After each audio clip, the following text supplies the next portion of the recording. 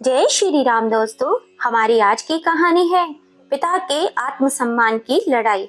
मैं काजल, घर की छोटी बहू। अभी 6 महीने पहले ही मेरी शादी हुई है।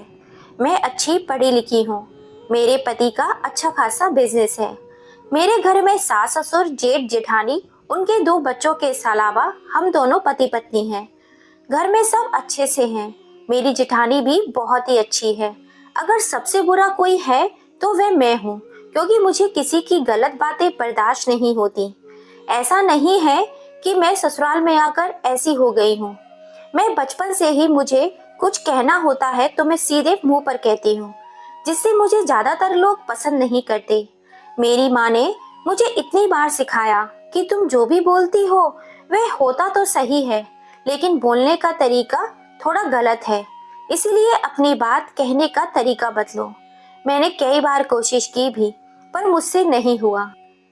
कभी कुछ भी गलत देखकर या सुनकर मुझे खरी खरी बोलने की आदत है। इसलिए मुझे ससुराल वाले बिल्कुल पसंद नहीं करते। और 6 महीने में ही मैं एक अच्छी बहू बनने की बजाय बुरी बहू बन गई हूँ। वहीं मेरी जेठानी जल्दी किसी को जवाब नहीं देती, चुपचाप अपने काम में लगी रहती हैं। तो वह सबकी प्यारी बहू हैं। वैसे वे सच में ही बहुत ही अच्छी हैं। उनके जैसी मैं चाहकर भी नहीं बन सकती। एक दिन सबके नाश्ता करने के बाद जब मैं अपना नाश्ता लेकर बैठी, तब तक पराठा ठंडा हो चुका था, जो खाने में बिल्कुल भी अच्छा तो नहीं लग रहा था। फिर भी मैं चुपचाप खाने लगी, क्योंकि मेरे ससुराल में यही नियम है। पहले घर के सभी लोग खा लें, फिर बहुएं खाएंगी। और ससुराल क्या, मैंने अपने मायके में भी यही देखा था। जब तक दादी जिंदा थी तब तक क्या मजाल थी माँ की कि कभी दादी और पापा से पहले खा ले। वह तो उन दोनों से पहले कभी चाय भी नहीं पीती थी। मन में यही सोचते हुए मैं पराठा खा रही थी कि तभी सासू माँ ने ताना मारते हुए कहा, अरे सबने कब का नाश्ता कर लिया और तुम हो कि घंटों से लेकर बैठी हुई हो। तुमसे खाते नहीं हो रहा, मुंह में दांत नहीं है क्या? घर के सारे काम पड़े हुए हैं और तुमको खाने से फुर्सत नहीं है। मुझे यह सब सुनकर काफी बुरा लगा, परंतु मैं सामान्य होते हुए बोली, क्या मम्मी जी आप भी खाते समय भी सुना देती हो? कम से कम खाते समय तो ताना मत मारा करो। सबके खाना खाने के बाद तो बैठी हूँ। मेरी बात सुनते ही सासू माँ ने मुझे डांटते हुए कहा, तुम्हारी जबान सबसे ज्यादा चलती है, बाकी कुछ नहीं, बोलकर जाने लगी। फिर पलटते हुए बोली, सुनो, आकाश सोकर उठा या नहीं? मैंने कहा, नहीं मम्मी जी, अभी तो नहीं उठे। अरे तो जाओ उठाओ ना उसे। उसके पापा ने कहा था जल्दी दुकान पर आने के लिए। यह लड़का भी ना, जब से ब्याह हुआ है एक नंबर का आलसी कामचोर हो गया है। अगर इसी तरह चलता रहा तो घर और बिजनेस का हो गया कल्याण। सासू माँ ने कहा। मैं एक बार फिर बोलने लगी, तब तक मेरी जेठानी ने इशारे से चुप रहने के लिए कहा, इसलिए मैं चुप रह गई। पर सासू माँ चुप नहीं हुई। जब से इस लड़की का ब्याह हुआ है, ये घर में लड़की आई है, तब से घर की बरकत बंद हो गई है। इसके कदम तो बिल्कुल भी शुभ नहीं है। धीरे से भिन भिनाते हुए कमरे से बाहर निकल गई। यह सब सुनकर मैं आबक रह गई। तब तक जेठानी ने आकर कहा, शांत रहो, ससुराल में इस तरह के ताने तो सुनने ही पड़ते हैं। तुम अभी नई नई आई हो, इसलिए ज्यादा कुछ पता नहीं है। धीरे धीरे पता लग जाएगा, तो ये सब बातों को ज्यादा दिल पर मत लेना। जितना सोचोगी उतना ही दुखी होगी। एक दिन मेरी जेठानी ने आकर पूछा, आज लंच में क्या बनाओगी? मैंने कहा, छोले पूरी। अरे उसे क्यों पूछ रही हो? और वह मुझे पसंद नहीं तो आलू गोभी की सब्जी और रोटी, यही सब बनाओ। पीछे से सासू माँ ने कहा, ठीक है, मैं सारी तैयारी कर देती हूँ, तुम बना देना। ठीक है दीदी। मैं खाना बना रही थी, तभी मेरे भाई का फोन आया कि मैं और पापा तुम्हारे घर के पास ही किसी काम से आए हैं, तो हम तुमसे मिलने के लिए आ रहे हैं। मैंने खुश होते हुए कहा, हाँ आ जाओ भैया, और लंच इधर ही करना, मैं बना रही हूँ। भैया ने कहा, ठीक है। मेरी खुशी का तो ठिकाना ही नहीं रहा। शादी के बाद पहली बार पापा घर आ रहे थे। मैं बहुत ज्यादा उत्साहित हो रही थी। पापा और भैया के आने के बाद मैंने सास और जेठानी को भी बताई, तो खुश हुई, पर सास का मुंह लटक गया। शायद वे नहीं चाहती थी कि मेरे मायके वाले आए, पर मैंने कुछ नहीं कहा, जाकर चुपचाप रसोई बनाने लगी। कुछ देर में ही मेरी जेठानी ने मिलकर सारा खाना बना लिया। मैंने अपने पापा की पसंद की गट्ठे की सब्जी, मिक्स और दम बिरयानी भी बनाई। तब तक मेरे पति देव भी उठकर चाय मांगने लगे। तो मैंने कहा, आप इतना देर तक सोते हो और मम्मी जी मुझ पर नाराज होती हैं। जल्दी से दुकान चले जाओ। पापा जल्दी आने को बोल कर गए थे। उन्होंने मेरी बात सुनकर अनमने ढंग से कहा, हाँ हाँ पता है, चला जाऊंगा। वह तो रोज ही जल्दी आने के लिए कहते हैं, पर लोगों की अपनी भी तो कोई लाइफ होती है। इधर रसोई में इतनी सारी चीजें देखकर जेठानी आंखें बड़ी करते हुए बोली, इतना सब कुछ बिना पूछे बनाया है, कहीं मम्मी जी नाराज ना हो जाए। कैसी बातें कर रही हो दीदी, भला वो क्यों नाराज होने लगी? मेरे पापा पहली बार आ रहे हैं तो उनकी पसंद का खाना बनाना तो बनता ही है। नहीं तो वे बोलेंगे, क्या बिटिया तुम ससुराल आकर अपने पापा की पसंद नापसंद भी भूल गई हो? मैंने मैं कहा, तुम सही कह रही हो, पर मुझे थोड़ा सा डर लग रहा है कि मम्मी जी कहीं नाराज ना हो जाएं। वह क्या है ना, इतने सालों से मैंने कभी मम्मी से बिना पूछे खाना नहीं बनाया, और मेहमानों के आने पर तो बिल्कुल भी नहीं। जिठानी जी बोली, अरे ठीक है ना दीदी, नाराज भी होंगी तो मैं थोड़ा सुन लूंगी। वैसे भी मम्मी जी मुझसे ज्यादातर नाराज ही रहती हैं। बोलकर मैं हंसने लगी, और साथ में मेरी जेठानी जी भी। हम दोनों बात कर ही रहे थे कि तभी सासू माँ रसोई में आई, यह देखने के लिए कि पापा के लिए मैंने क्या बनाया है। मैं नजरें उठाकर दौड़ा दौड़ा कर सब कुछ देखने लगी। मैंने जो कुछ बनाया था वे सारी चीजों के नाम बता दिए। सुनते ही सासू माँ ने कहा, कभी अपने ससुराल वालों के लिए भी इतना सब कुछ बनाती हो क्या? मम्मी जी, लास्ट संडे ही तो बनाया था, इतना सब कुछ रोज रोज थोड़ी बनाते हैं। रही बात पापा की, तो वे पहली बार आ रहे हैं, इसलिए कुछ स्पेशल तो होना ही चाहिए था। मेरी बातें सुनकर सासू माँ मुंह टेढ़ा कर खिसियानी सी मुस्कान लेकर चली गई। तभी थोड़ी समय के बाद पापा और भैया दोनों आ गए। तब तक सास ने ससुर को भी बता दिया था कि समधी जी आ रहे हैं, तो वे भी घर आ गए। एक दूसरे का हालचाल पूछने के बाद सबने एक साथ लंच किया। अब बातचीत का सिलसिला शुरू हो गया। तब मैं और मेरी जेठानी भी उठकर खाना खाने आ गए। तब मेरे पापा ने पूछा, समधी जी, मेरी बेटी अच्छे से तो रहती है ना? उसके व्यवहार से आप खुश तो है ना? आप सबकी सेवा करती है कि नहीं? कोई शिकायत तो नहीं? पापा जी की बात सुनकर मैंने जेठानी जी से कहा, देखना दीदी, पापा जी का तो पता नहीं, लेकिन मम्मी जी जरूर कहेंगी। बाकी सब तो ठीक है, बस आपकी बेटी की जुबान कुछ ज्यादा ही तेज है। लेकिन यह क्या? पापा की बात पूरी होने से पहले ही ससुर जी ने जरा अकड़ते हुए कहा, वह सब बाद में करेंगे, पहले ये बताइए कि कैसे आना हुआ? जी यहीं पास में कुछ काम था, तो हम दोनों बाप बेटे आए थे, तो सोचा बिटिया और आप सबसे मिलते चलूं। वैसे भी काजल की शादी के बाद मैं आया नहीं, तो उससे मुझसे बहुत ज्यादा शिकायतें थी कि पापा आप आते क्यों नहीं हैं। ससुर जी बोले, तो हमें खबर क्यों नहीं की कि आप आ रहे हैं? नहीं जी, मैंने दामाद जी को फोन किया था, और बिटिया को भी पता था कि हम दोनों आने की बात कर रहे हैं। क्या उसने आपको नहीं बताया? नहीं, पापा जी ने कहा। ससुर जी जरा सख्त होते हुए बोले, पहले ये बताइए यह घर किसका है? मेरा, आपकी बेटी या दामाद का? पापा जी बोले, आप कैसी बातें कर रहे हैं समधी जी, बेशक घर आपका है, तो फिर मुझे बताकर आना चाहिए था ना, या बेटी या दामाद को। तभी तो मैं सोचूं कि आखिर आपकी बेटी ऐसी क्यों है। अरे जब बाप ही ऐसा है तो बेटी तो ऐसी होगी ही ना। समधी जी, क्या हो गया है और आप ये कैसी बातें कर रहे हैं? कहाँ की बात कहाँ लेकर जा रहे हैं? ठीक है, आपको अच्छा नहीं लगा तो अगली बार से मैं आपको बता कर ही आऊंगा, पर इस तरह बात मत करिए। वैसे क्या किया काजल ने, क्या बताऊं? कोई एक बात हो तो बताओ ना। कोई संस्कार नहीं दिया आपने, एकदम संस्कारहीन है आपकी बेटी।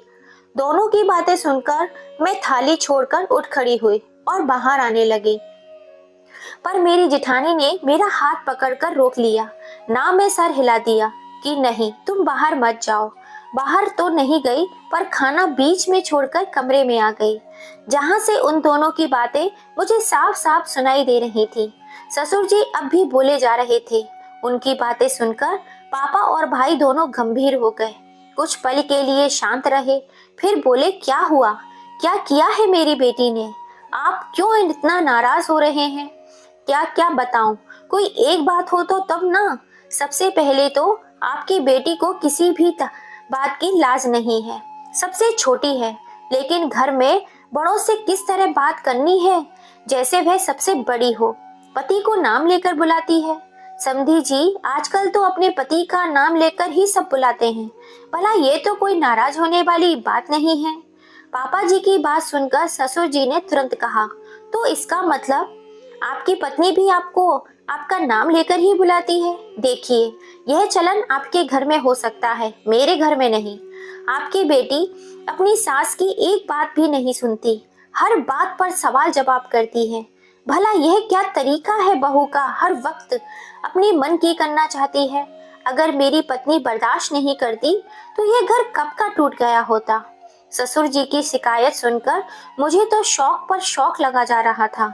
आज तक तो मैं यही सोचती आ रही थी कि सिर्फ मेरी सास ही खड़ूस और सख्त मिजाज की है, पर यहाँ तो ससुर जी तो सास से भी 2 कदम आगे थे।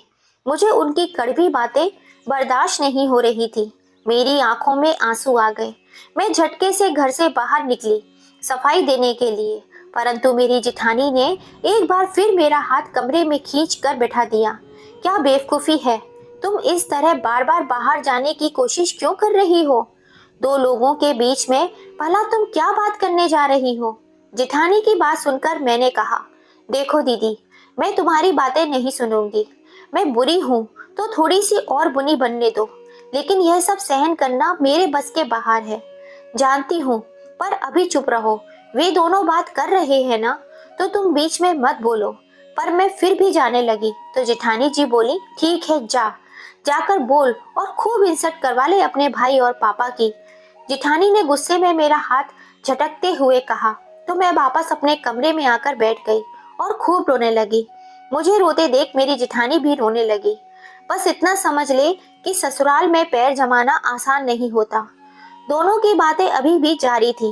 अब की बार मेरी सास बोल रही थी, अरे मेरी बड़ी बहू इतनी सुशील और संस्कारी है, क्या बताऊं, क्या वह पढ़ी लिखी नहीं है?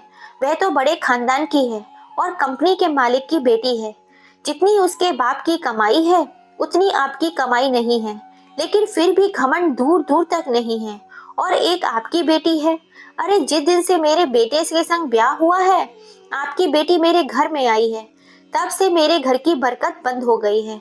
बड़े अशुभ कदम है आपकी बेटी के। मेरा बेटा बहुत मेहनत करता है, लेकिन ब्याह के बाद तो काम करना ही बंद कर दिया है। मेरे छोटे छोटे पोते पोतियों से काम कराती है। और बताऊं आपको, आपने तो हमें ठग ही लिया।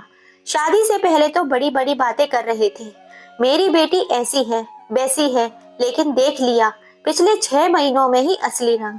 वे कहते हैं ना, खोदा पहाड़ निकली चुईया। सास ससुर के मुंह से सारी बातें सुनकर मेरे पापा ने सिर झुका लिया।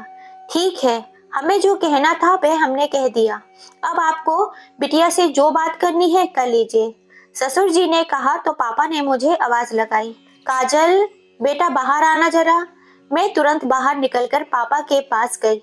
गुस्से में होने के कारण आंखें लाल हो चुकी थी, जिसे देख मैं सहम गई।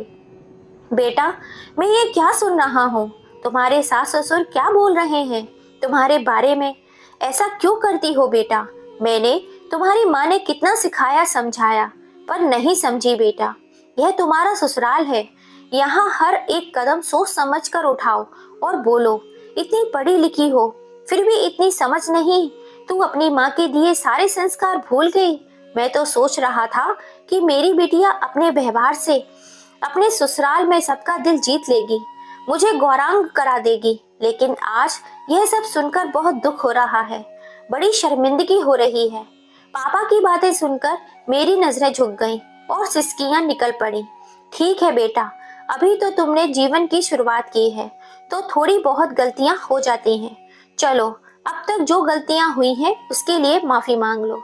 आगे से कोशिश करना कि दोबारा ऐसी कोई गलती ना हो। समधी जी, मैं आप दोनों के साथ हाथ जोड़कर आग्रह करता हूँ। कृपा मेरी बच्ची का बचपन समझकर उसे माफ कर दीजिए। आगे से फिर ऐसी गलती नहीं करेगी। मैं जानता हूँ जरा ये तुरंत मिजाज की है, पर दिल की एकदम साफ है।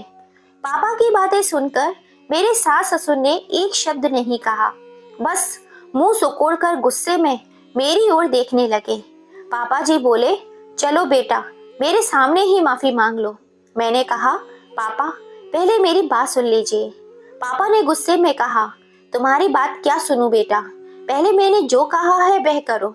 चलो माफी मांगो अपने सास ससुर से। मैंने कहा, सॉरी पापा, मैं माफी नहीं मांगूंगी। देखा क्या बदतमीज लड़की है, अपने ससुराल में मेरी नाक कटा दी, फिर भी इसे अपनी गलती का एहसास नहीं हुआ। पापा ने अब की बार गुस्से में दांत पीसते हुए कहा। यह सुनकर मैंने कहा, पापा भला आपने एक तरफ की बातें सुनकर कैसे फैसला कर दिया? माफी मांगने के लिए आप सिर्फ मेरे सास ससुर की बातें सुनकर मुझे डांट रहे हैं। एक बार भी आपने ये क्यों नहीं सोचा कि बेटा तुम्हें भी कुछ कहना है? अगर मेरी गलती है तो भी मुझे अपनी बात रखने का हक है। आप पहले मेरी पूरी बात सुन लीजिए, फिर आपका जो भी फैसला होगा मैं पूरी तरह से मानने को तैयार हूँ। पापा जी गुस्से में मेरी तरफ देखने लगे। हाँ पापा, दीदी सही कह रही है, एक बार आप उसकी बातें भी सुन लीजिए तो अच्छी तरह से समझ में आएगा आखिर क्या बात है। मेरे भाई ने कहा तो पापा बोले, अच्छा चलो ठीक है, बोलो। मैं बोलना शुरू करती हूँ उससे पहले ही मेरी सास उठकर जाने लगी। तो मैंने कहा, मम्मी पापा आप दोनों भी यहीं बैठे रहो, क्योंकि मैं जो कुछ भी कहना चाहती हूँ मैं आप दोनों के सामने ही कहूँगी। ठीक है, बोलो, मेरे सास ससुर ने वापस बैठते हुए कहा। सास ससुर दोनों ने मुझे एक बार घूर कर देखा और वापस बैठ गए। बोलो जो बोलना है। मैं वहीं नीचे जमीन पर बैठ गई। यह देखकर मेरा भाई उठ खड़ा हुआ और अपना चेयर मुझे देकर बैठने को कहा। नहीं भाई, मैं नीचे ही बैठती हूँ। मेरे ससुराल में यही नियम है कि जब घर के बड़े सोफा और चेयर पे बैठे हो तब हमें उनकी बराबरी में नहीं बल्कि नीचे जमीन पर बैठना है। यह सुनकर सास ससुर मुझे घूर कर देखने लगे और पापा आश्चर्य से उन्हें देखने लगे। सबसे पहले आप यह बताइए कि जब इन्होंने इतना सब कुछ कहा मेरे बारे में, तब आपने एक बार यह क्यों नहीं पूछा कि आखिर मैंने क्या गलती की है? पापा और भाई के साथ मेरे सास ससुर भी मेरी तरफ देखने लगे। ठीक है, इन्होंने नहीं बताया ना सही, आपने पूछा, चलो मैं ही बता देती हूँ। इन्होंने लिहाज वाली बात क्यों की आप जानते हैं? क्यों बेटा? पापा, पग फेरे के बाद जब मैं यहाँ आई तो मुझे लगा कि काफी पढ़ी लिखी फैमिली है, तो ये सब जरा खुले विचार के होंगे, आधुनिक सोच वाले होंगे, इसलिए मैंने जेठ जी और पापा जी से घूंघट नहीं किया। उनसे बहुत सामान्य होकर बात करने लगी, जो उन्हें नहीं भाया। परंतु यह बात उन्होंने मुझे प्यार से नहीं कही, तब भी बहुत बुरा भला कहा। मेरी माँ ने इतना भी नहीं सिखाया कि ससुर जी और जेठ जी से घूंघट किया जाता है।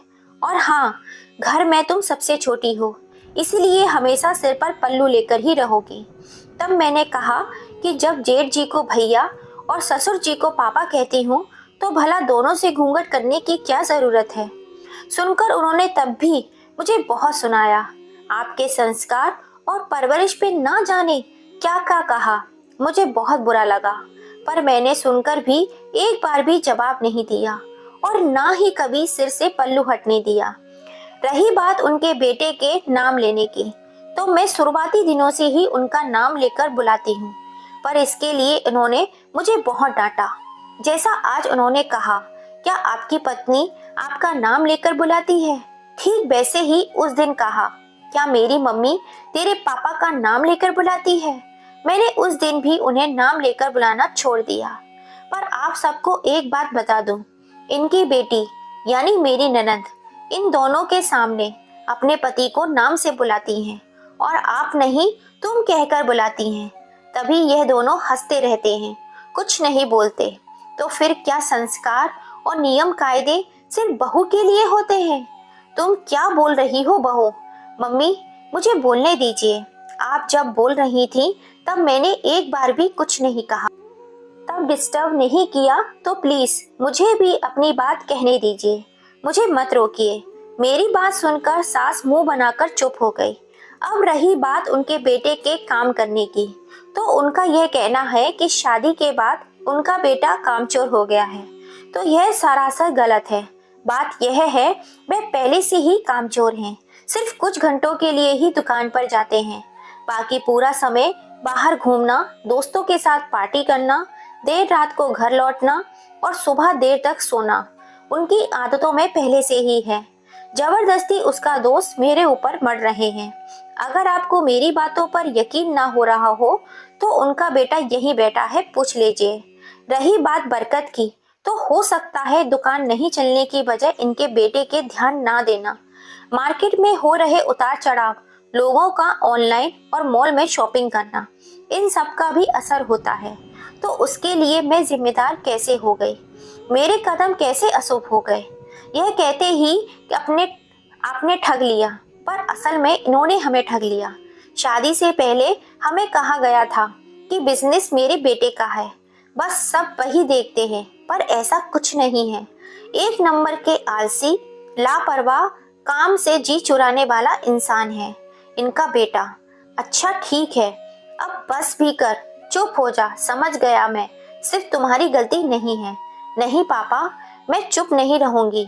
आपको मेरी पूरी बात सुननी होगी, नहीं तो मैं ससुराल और मायके दोनों की नजरों में बुरी बन जाऊंगी, दोषी ठहरा दी जाऊंगी। भाई ने कहा, हाँ पापा, दीदी को अपनी बातें कहने दीजिए। पापा, मैं आपसे इतना लड़ झगड़ कर बाहर पढ़ने के लिए गई, कितनी मुश्किलों से मैंने एमबीए किया, परंतु यहाँ पर नौकरी नहीं करने के लिए मुझे कहा गया। मैंने तब भी एक बार भी जिद नहीं की।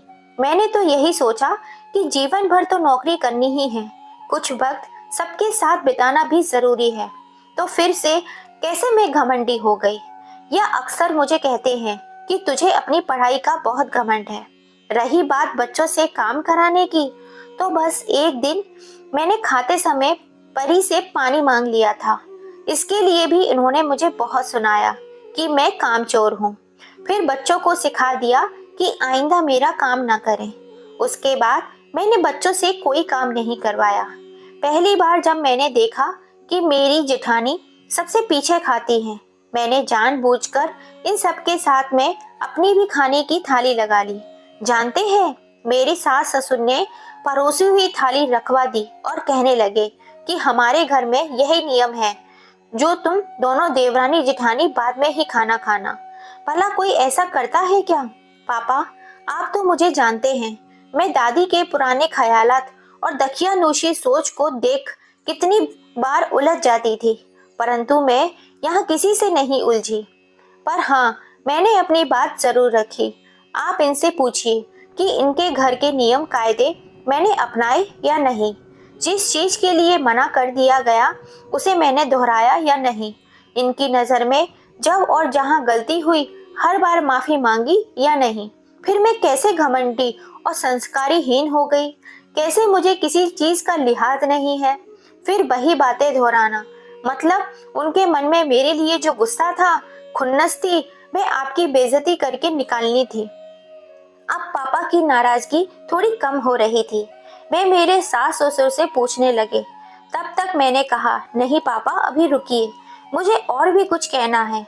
इधर दरवाजे के कोने पर खड़ी मेरी जेठानी का रो रो कर बुरा हाल था। पता नहीं, शायद उन्हें पिछली बातें याद आ रही थी या कुछ और बात भी थी। जेठानी का रोना देखकर मुझे इतना समझ में आ गया था कि शायद उनके साथ भी कुछ ऐसा ही हुआ होगा, या इससे भी कुछ ज्यादा, क्योंकि अक्सर बड़ी बहू से कुछ ज्यादा ही अपेक्षा होती है ससुराल वालों को। हाँ पापा, उन्होंने कहा, मेरी जेठानी बहुत ही संस्कारी है। तो हाँ, वे सच में संस्कारी हैं, पर यह संस्कार उनके माँ बाप के दिए हुए हैं। इन्होंने तो सिर्फ सताया है। यह तुम क्या बोल रही हो? मैंने कब सताया है बड़ी बहू को? जरा बाहर निकलो बड़ी बहू, तुम ही बताओ, इन्हें कब क्या कहा, क्या सताया? जबरदस्ती का यह हम लोगों के ऊपर झूठा झूठा इल्जाम लगा रही है। वे क्या बोलेंगी? देखकर तो लगता ही नहीं कि वे कभी मुंह भी खोलती होंगी। सताने का मतलब सिर्फ शारीरिक नहीं, मानसिक तौर पर भी होता है, जो कि आप सबने बहुत किया है। मेरी बात सुनकर सासू माँ बौखला गईं। अरे, तुझे आज 6 महीने हुए नहीं और तू सब कुछ जान गई है। किसे हमने सताया है? अब तू ज्यादा और गलत इल्जाम लगा रही है। मैं गलत इल्जाम लगा रही हूँ तो आप ही बताइए, क्या कभी उन्हें खुलकर जीने दिया? बोलने दीजिए, एहसास होने दिया कि तुम भी इसी घर की सदस्य हो। यह घर तुम्हारा भी है, तुम अपने हिसाब से रह सकती हो। आपको पता है पापा, किसी काम में देरी हो जाए या गलती हो जाए तो तुरंत कहती हैं कि तुम्हारा घर है, जो अच्छे से काम करो, अच्छे से संभालो। बाकी किसी अच्छे काम के लिए, कुछ करने के लिए अपने बेटी दामाद से राय लेती हैं। घर के किसी भी निर्णय में हम दोनों को नहीं लेती हैं, लेकिन अपनी बेटी दामाद को जरूर शामिल करती हैं।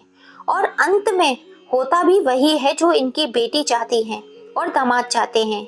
यह तो अपने दोनों बेटों को भी बस नाम के लिए ही पूछती हैं। इनकी राय कभी भी कोई मायने नहीं रखती। हम लोग पूरा दिन कितना भी काम कर लें, एक बार तारीफ के बोल नहीं निकलते इनके मुंह से। लेकिन जब भी खाना खाने बैठे, किसी न किसी बहाने थाली देखने जरूर आ जाती हैं। कहीं हमने अपने लिए ज्यादा दाल सब्जी तो नहीं डाल दी, या फिर कुछ एक्स्ट्रा तो नहीं बना दिया। हम बहुएं घर में कब सोएंगी, कब उठेंगी, कब खाएंगी, कब बाहर जाएंगी, कितनी देर के लिए जाएंगी, कितने दिन के लिए मायके जाएंगी, कब वापस आएंगी, यह सब कुछ सास तय करती हैं। यहाँ तक कि हम लोग किस रंग के कपड़े पहनेंगे यही तय करती हैं, और हम मान भी जाते हैं। और तब ये कहती हैं कि मैं उसकी बात नहीं सुनती और सिर्फ इनकी वजह से घर टिका हुआ है। कैसे पापा?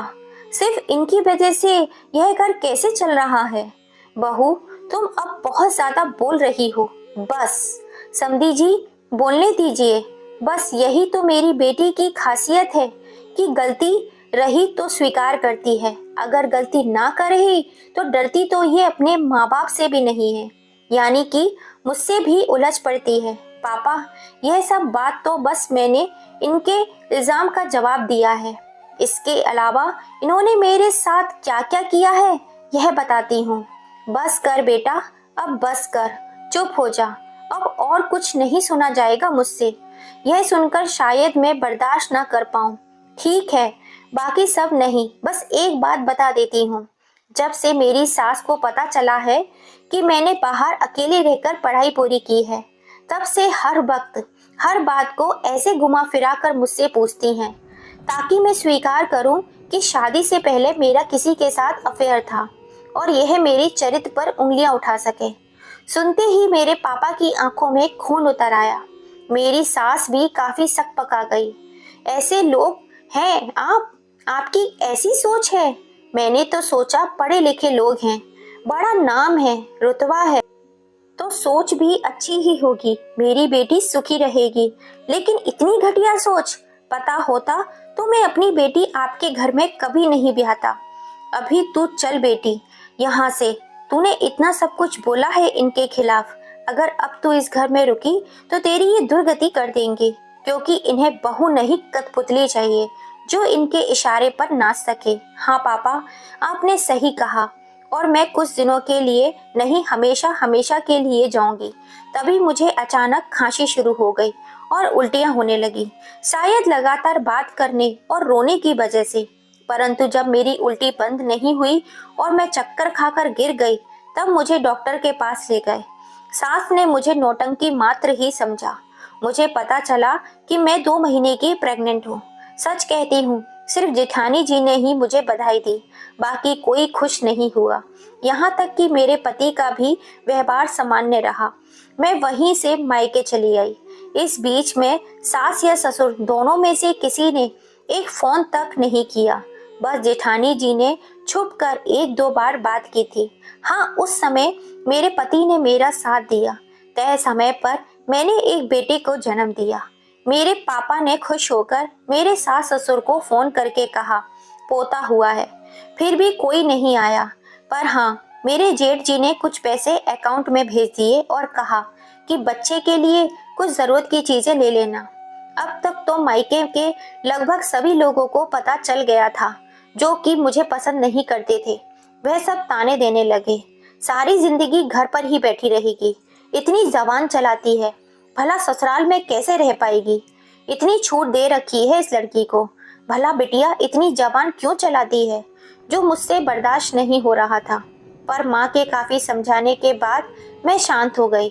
बच्चा अब 9 महीने का हो गया तो मेरे पति ने कहा, चलो अब अपने घर चलते हैं। बच्चे को देखकर मम्मी पापा की सारी नाराजगी दूर हो जाएगी। मुझे भी लगा हाँ यस ठीक कह रहे हैं, क्योंकि अक्सर ज्यादातर दादी बहू को भले ही पसंद ना करे, लेकिन पोते पोती को बहुत प्यार करती है।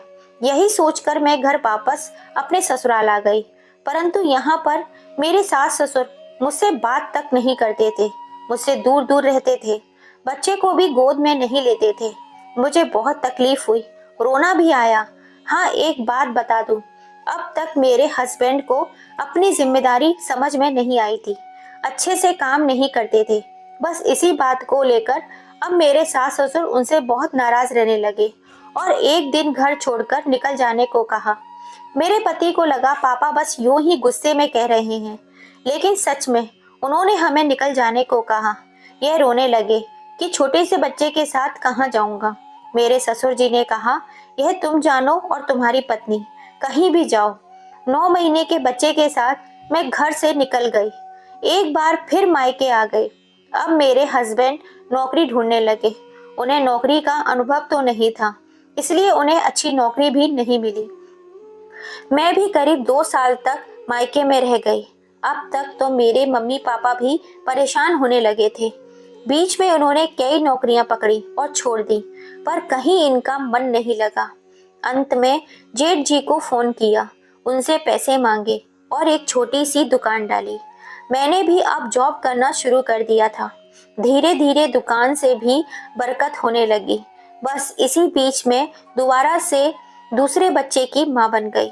इस बार मैंने सास ससुर को कहा, लेकिन ना तो वहां से कोई आया और ना ही मुझे बुलाया।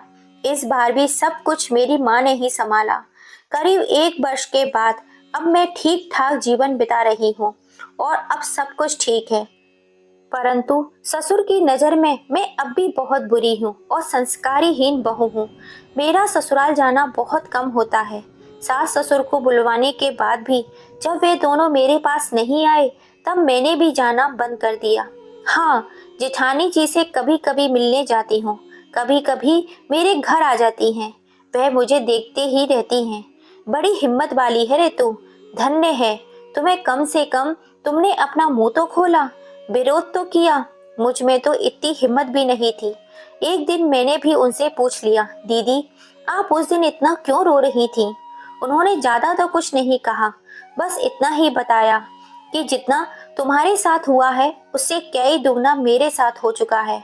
और तुम्हारे पापा को तो खाना भी खिलाया, मेरे पापा को तो खाना भी नहीं खाने दिया। इन सब ने बस इसी बात को याद करके रो रही थी। तो फिर तुम क्यों नहीं इतनी संस्कारी बनी फिरी हो? क्यों नहीं छोड़ देती?